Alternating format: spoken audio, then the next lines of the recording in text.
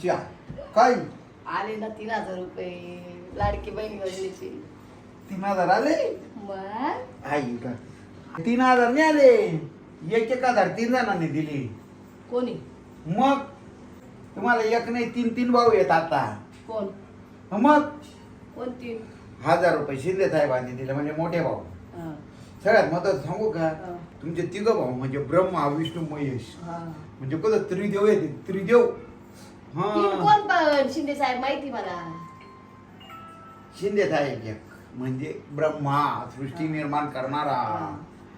दुसरे म्हणजे विष्णू म्हणजे कोण आपल्या अजित दादा, हा. 3 म्हणजे कोण आपले देवेंद्र साहेब, म्हणजे महेश शंकराचा अवतार. म्हणजे असे तुमचे ते 3 भाऊ, 3 भावांनी प्रत्येक बहिणीला 1,000 रुपये दिले. ते फक्त शिंदे साहेबांनी दिले. अरे 3 भाऊ येत, तुम्ही मोठ्या भावाचं नका जास्त लाडगाड फिरवू. मग आले ना भाऊ, आता मस्त मग? जाईल शॉपिंग कर, 1,001 रुपयाची पार्टी कर. पण मी काय म्हणतो, हे 3 भावांनी पैसे दिले, पण त्यांचा काहीतरी तुम्ही सत्कार बित्कार करा. नाही होते आता खूप गर्दी, म्हणजे त्यांच्याकडं टाइम नसतो. आईला काय बहिणीचे जात भाऊ पैसे भेटले त्या भाऊला लगेच डबल. त्यांना टाइम नसतो. आणि ते नागाने काय होतं, नागाला द्यावं लागलं, मग सत्कार करायला शाल द्यावं लागलं, ते 1,000 रुपये त्याच्यातच खर्च. तिच्या आई, अरे पण तुम्हाला विचार करणार नाही, एक नाही 3 भाऊ काय रे. मग काय झालं, मग तिघांना 3 घ्यावं लागलं, म्हणजे 1,000 काय 1,500 रुपये खर्च होईल. आणि त्यांना अशी तशी थोडी शाल घ्यावं लागलं, तिच्या आई. ब्रँडेड. आता ब्रँडेड घ्या, चांगली घ्या, पण कमीत कमी त्या भावांचं काहीतरी योगदान तर द्या त्यांना. तुम्हाला केवढी खाजून आली तुमची. अरे बरोबर आहे ना, 3 भावांनी 1,000 रुपये दिले ना द्या तुम्ही तुम्हाला. 1,000 रुपये मी करते. अच्छा आईला, म्हणजे आमच्याकडून घ्यायचे. मग आता त्यांनी पैसे दिले, त्यांचा सत्कार करा ना. त्याच्यातले 1,500 ते म्हणे तुम्हाला. सत्कार नका करू, फक्त बहिणीला ते आम्ही दिलेले पैसे ना, फक्त माझ्या बहिणीला कसं रक्षाबंधनची गिफ्ट म्हणून दिलेले. अरे मग तुम्ही आता 500-500 रुपयाच्या राख्या तर घ्या त्यांना तिघांना. अहो, राख्या बांधायला तिथं काही एक लाईन लागल का. अहो काय भाऊ बहिणी सॉफ्टवेअर. किती गर्दी राहील, किती गर्दी राहील, मी त्या गर्दीत एवढ्या वेळ उभं राहील का. अरे मग मला सांगा ना, आता तुम्ही विचार करा, तुम्हाला पहिले तरी एक भाऊ, आता डायरेक्ट 3 भाऊ. मग तुमची ते मॅन पॉवर वाढली म्हटलं आता. तर सारं जग पाहू आहे. अरे मॅन पॉवर किती वाढली. अहो पण विषय असा आहे, त्यांना राखी बांधायला जायचं नाही, एवढं गर्दीत उभं राहायचं, आणि ते चक्कर बिक्कर आले दवाखान्याला पण पैसे देतात. तिच्या आईला म्हणजे वरून बिचारांना 3,000 बी दिलं, वरून डबल खर्च. मग आईला काय करावं भाऊ, मग आता काय कळत नाही. आता तर मी म्हणते पुढच्या वर्षी मस्त अशी एक योजना काढावं ना, 10,000 रुपये पडलेच पाहिजे. बा तुमचं फक्त पैशावर द्या, पण त्या पैसे- बिचारांकडे लक्ष द्या. मग आम्ही मतदान करतो तेव्हा तर ते निवडून येत्या. अरे मग आता माझं काय म्हणणं आहे, आता त्यांनी तर तुम्हाला ॲडव्हान्स मध्ये देऊन टाकला, आता त्यांनी त्यांच्या भावाचं कर्तव्य केलं, पण तुम्ही बहिणींनी पण त्यांचं कर्तव्य करा ना. त्यांनी एकच वर्ष केलं, इतक्या वेळेस आम्ही इतक्या दिवसापासून मतदान करतो, ते तर फुकटच करतो ना. अरे पण आतापर्यंत तुम्हाला कोणी दिलं का. मग मोदी साहेबांनी दिलं होतं ना. अरे मोदी साहेबांनी दिलं, मोदी साहेबांचं इकडे हे आपल्या महाराष्ट्राचे भाऊ आहेत ना. आता महाराष्ट्राच्या भावांनी पहिलं दिलं. मग आता मी काय म्हणतो, ते तुम्हाला लाडके बहीण म्हणतात, तुम्ही म्हणा ना आमच्या लाडके भाऊ. आता लाडके भाऊ झाले ना ते. मग आता कमीत कमी किती महिने देते पाहू द्या ना आधी. अरे ते आता 2-3 महिन्यापर्यंत चालेल, जर तुम्ही त्यांना परत सेवा करण्याची संधी दिली तर ते परत देतील ना तुम्हाला. मग आता आम्ही सेवा करतो ना, दरवर्षी करतो. आपण तुम्ही आता कसं आता ॲडव्हान्स येऊन गेले, त्यांनी त्यांचं कर्तव्य केलं. ॲडव्हान्स आलेले ते किती दिवस जातील, 3,000 रुपये. इकडे भाजी आण, तिकडे या आण, तिकडे ते आण, तिकडे असेच जाणार आहे ते पैसे. आयला अरे कमी झाले का. आता मला जाऊ सांगा. दे, आज 3,000 रुपये आले, लय आनंद झाला. हा, मग एवढं तरी म्हणा, कमी त्यांचे आभार प्रदर्शन तर करा की नाही भाऊ. काय आभार, उलट त्यांनी आपले आभार मानले पाहिजे. आता का बरं. त्यांनी 3,000 रुपये दिले मान्य, हा. बरोबर? दिले ना. ते दिल्यानंतर आपल्याला ते सरकारचा पैसा देतात. मग आता काय त्यांच्या आपली घरात जीएसटी कट होती. हा. आपले जे आपण सोनं घ्या हे घ्या त्याच्यात आपली जीएसटी कट होती ना, तेच पैसे आपले जमा होऊन आपल्याला देतात. तिच्या आईला म्हणजे दिले तर दिले, वरून तुम्ही पारख्यांचं पुरी जन्म कुंडली काढताय. मग विषय का. आतापर्यंत तुम्हाला कोणी काही दिलं का. तुम्ही नाही देते का. ते आमचं कर्तव्य माझा भाऊ आहे. नाही देत का सक्का. तिच्या आईला आता सक्का भाऊ देतो, मग आता ये भाऊ झाले ना तुम्ही. माझा सक्का भाऊ तर साडी आणतो, 1,000 रुपये टाटा टाकतो, वरतून जे लागेल ते घेऊन देतो. आता निवडणुकीला उभे राहिले की तेव्हा तुम्हाला ते साड्या वाटतील.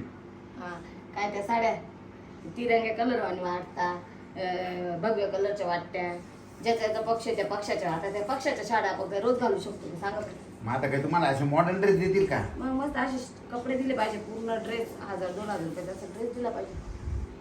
गो बाईच्या जातीला किती बी द्या कमीच. आईला तुम्हाला अर्ध तिकीट केलं, वरून 3-3 हजार रुपये खर्चायला दिली, अजून काय पाहिजे तुम्हाला अर्धा त्यांच्याकडून? तिकीट दिलं मग काय झालं? मग आता कुठे बी गेले, आता महिला मंडळाला जास्त प्राधान्य दिले ना त्यांनी. तसं आपण बसमध्ये गेलो बरोबर, हम्म. बसमध्ये एवढी गर्दी राहते तरी तिकीट फाडतात ते लोक. मग आता कधी फुकट देतील ते आता? उभं राहून गेलं तरी तिकीट फाडतात. तिच्या आईला आता बायांना राखीव जागा देत आहे ते शिटा आता. राखीव किती देतील? 1 देतील, 2 देतील. आईला पण आणि मला आपण जर बसलो ना बसमध्ये 2 सीट बसतात, तिसऱ्या सीटाला जागा करायला लागलो का ते लोकांचा ओ जागा नाही, ओ जागा नाही असं करतात. आईला आम्हाला तर असं वाटतं बा आमच्या माणसांसाठी तर काही सुविधा नाही. तुम्हाला लय सुविधा आहे, आईला काय सुविधा आहे? तुम्ही कुठेही हिंडा, बेबे रात्री घरी या, तुम्हाला काही भीती नाही. पण आमच्यासारख्या लेडीजला किती भीती. अजून आहेत का तुम्हाला त्यांच्याकडून अपेक्षा? अपेक्षा म्हणजे आता आम्हाला सरकारने सगळं दिलं, पण आम्हाला आता संरक्षण पाहिजे. मग अरे देणार संरक्षण, ते प्रत्येक महिलेला संरक्षण आहे. काय देता? मुलींना बलात्कार होत आहे, मुलींना मारून टाकताय बलात्कार करून, पण त्यांनी आम्हाला नाही का संरक्षण द्यायला पाहिजे. अरे पा आता ते खूप संरक्षण देतात, पण लोक सुधारायला तयार नाही. त्याचं काय? आता लोकांनी गु खाऊन उठलेले लोक, चायला आता मग आता करणार काय? ते काय करतील बिचारे? त्यांनी कायदा ना सरकारच्या हातात न ठेवता पब्लिकच्या हातात दिला पाहिजे. म्हणजे पब्लिक त्याचं काय करायचं ते पुढचा निर्णय घेतील, आणि त्या पब्लिक समोर असं जर अत्याचार होतोय तर पब्लिक त्या लोकांना मारून टाका ना समोर, तेव्हा लोक सुधारतील. नाही ते म्हणून तुम्ही बरोबर आहे. बरं का नाही? नाही पण माझा आज काय आपण आपल्या मुलीला शाळेत पाठवतो, किती भीती वाटते घरामध्ये, आपण किती टेन्शन मध्ये जातो. आज पोरगी शाळेत गेली बाई, येते का लवकर नाही, असं वाटतं का नाही? लोक अरे 4-5 वर्षाच्या पोरींवर बी अन्याय करताना नालायक झाले ना लोक. काय करावं आता? कोणावर भरोसा करावं, कोणावर तेच कळत नाही आता. नाही लोक नालायक झाले, त्यांच्या नीतिमंताना खराब झालेले. ते चांगल्या डोळ्यांनी पाहती, ते कोणाला आई बहीण म्हणून नाही पाहती. हा ते लोकांना आता आपण सगळ्यांनाच वाईट म्हणू नाही शकत. हम्म. त्याच्यातले काही असे कुत्रे पण आहे की ते पिसाळलेले. हा मग ते काय आपण गण चांगले, लोकांचा बघण्याचा दृष्टिकोन तो भलता गंदा आहे.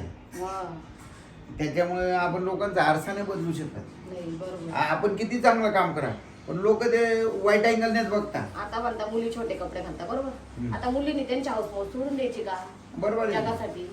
बरोबर आहे का? ती मुलगी म्हणून जन्माला आली, तिच्या हाऊसमौज केलीच पाहिजे.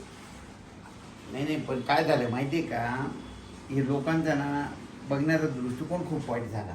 नालायक लोक झाले नालायक. हा, आणि आपण त्यांना काय चांगलं शिकवतो त्याच्याकडे लक्ष नाही देत माझं नाही. म्हणणं काय, त्यांना सेंटर नाही दाखवलं पाहिजे, त्यांना भर पब्लिक मध्ये ना शिक्षा दिली पाहिजे. तू म्हणते तेच बरं बरोबर आहे का आहे. नाही? आता मला तोच विचार चालू आहे. आपण आता शिंदे साहेबांना त्यांना रिक्वेस्ट करू, दादांनो म्हणा तुम्ही आम्हाला दिले 3-3 हजार रुपये, पण 3000 रुपयापेक्षा मुलींना संरक्षण द्या. त्यांना म्हणजे बाहेर निघायला, त्यांना म्हणजे बाहेर निघताना त्यांना भीती नाही वाटली पाहिजे की नाही आहे आमच्या मागं कोणी, असं वाटलं पाहिजे. आता 3000 आपण किती दिवस वापरू? 1 दिवसात संपतील बरोबर. पण आज मुलीवर बलात्कार झाल्यानंतर ती म्हणजे लाईफच खराब होत. लाईफ पण खराब होती, आणि काही काही लोक असे बलात्कार करून मारून टाकतात. हा ना, लय वाईट झाले ते. हा? खूप लोक विचित्र झाले का आता.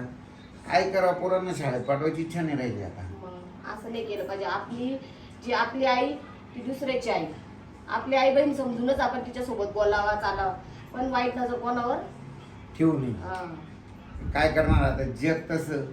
आपण काय करणार, आपण कोणाकोणाकडे लक्ष देणार? बरोबर आहे. मग आता चालू आहे, बघू आता काय जे होईल ते. आता गण लोक हे काढतात, मोर्चे काढतात, ते काढतात.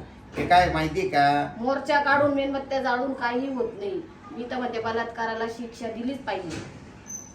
नाही ते तर ठीक आहे. लहान पोरींवर अत्याचार करतात, त्यांना काही लाजा बी वाटत नाही. काय समजतं बरं त्याच्या मग- मुलांना? मग. हा? त्यांना काय नावायचं, त्यांना कळतं का इथं हात लावला, आता बॅट टच गुड टच सगळं शिकवतो. त्यांना कळतं का हे बॅट टच आहे, हे गुड टच आहे, त्यांना लाखापूर घरामध्ये शिकवतो, त्यांना लक्षात राहतं. मग तिथे गेल्यानंतर एखादा माणूस समोर आला, त्याने तोंड दाबलं नेलं तर हा ना, तो पण मोठा प्रश्न झालेला आहे आता. बरं का नाही? तर त्यांना शिकवण्यापेक्षा माझं म्हणणं एवढंच आहे की लोकांना समजलं पाहिजे. हा, लोकांना समजलं पाहिजे हे निश्चित आहे, पण काही जण गैरफायदा घेतात, आणि काही लोक चांगलं विचार. कधी कधी असं झालंय का, आता एखादी जर पोरगी कुठे संकटात राहिली, काय राहिली, एखादी माणूस जर वाचवायला गेला ना कधी कधी त्याच्यावर उलट होऊन जात. होतं का आपल्या महाराजांच्या काळामध्ये असं? मग असं काहीच नव्हतं का बाई, आपल्या महाराज म्हणजे महाराज होत्या. महाराजांच्या काळामध्ये बाईच्या डोक्यावर पदर राहायचा. आता तर तो खांद्यावर आला. ते जाऊ द्या, ते खांद्यावर आलं, पण लोकांनी त्यांची नियत बदलली पाहिजे. हा महाराजांच्या काळामध्ये होत होते का कोणावर बलात्कार झाला तिथंच महाराज त्यांना मारून टाकायचे होते का कधी? तसं कधी काहीच नव्हतं. माझं म्हणणं असं आहे, सगळ्यांनी आपले जसे शिवाजी महाराज होते तसंच एखादा शिवाजी महाराज परत जन्माला यावा, माझी तीच विनंती. नाही मग आपल्या बाळासाहेब ठाकरे होते ना एवढे डेंजर. मग ते असताना सुद्धा कधी बलात्कार झाला का? त्यांच्या काळात तर काहीच व्हायचं नाही. आता इतक्यात मुंबईमध्ये 2 ते 3 घटना झाल्या बलात्कार. मग येईल कोणीतरी येईल. बघू आता, कोणीतरी येण्यापेक्षा ना सगळ्यांनी एक निर्णय घेतला पाहिजे. सगळं धर्म एक समान आहे, पण विषय कसा आहे, हे बलात्कार ही गोष्ट नको व्हायला पाहिजे. लोक काय कशासाठी भांडलं तर ते येड्यासारखे. मग कापलं तर एकच रक्त आहे, मग बरं का? नाही आता इथून पुढे एकच लक्षात ठेवायचं, काही पण करताना विचार करायचं आणि येणाऱ्या काळात योग्य तोच निर्णय घ्यायचा. आणि आपल्या मुलींना वाघिणीसारखं वाढवायचं. हा जिथं आपण तिच्या हातात मोबाईल देतो ना, तिच्या हातात तलवार द्यायची. आणि जिथं आपण तिला शाळेत शिकवतो ना, शाळा पण शिकवायची, पण तिला तिथं आपण डान्स क्लासेस लावतो, तिथं कराटे क्लासेस लावले पाहिजे. म्हणजे ती स्वतःचं संरक्षण करू शकते. शकते. हा, तुझं म्हणणं बरोबर आहे. इथून पुढे आपण करताना आपल्या पोरीला ना आपण चांगली वागणूक द्यायची आणि चांगलं शिक्षण द्यायचं. बरोबर. म्हणजे आपल्याला घाबरायचं कारणच नाही. कारण आता मला 3,000 रुपये भेटले ना, हा. त्या 3,000 रुपयामध्ये हा. मी माझ्या मुलीला कराटे क्लासेस आणि तलवारबाजी लावून, म्हणजे ती तिचं संरक्षण स्वतः करू शकते. हा? बरं का बेटा, हा? तुझं संरक्षण तूच करायचं. जाऊ? जाय आता, जा मग माकडे. बघा आता आमच्या बाईला 3,000 रुपये भेटले. ती किती सत्कर्माने पोरीसाठी लावणार आहे. म्हणजे 1,000 रुपये याची फी भरणार आहे ती कराटे क्लासची, अजून 1,000 रुपये तलवारबाजीची लावणार आहे आणि परत तिला जिममध्ये टाकणार आहे ती. म्हणजे अशी 3,000 रुपयाची ती विल्हेवाट लावणार आहे. म्हणजे योग्य ठिकाणी तो जर पैसा खर्च झाला तर पोरांचं संरक्षणाचा विषयच राहणार नाही. नमस्कार मित्रांनो, हा व्हिडिओ बनवण्याचा एकच मुद्दा आहे, जो आज लहान मुलींवरती अत्याचार होतो आहे, आई बहिणींवर अतिप्रसंग होत आहे.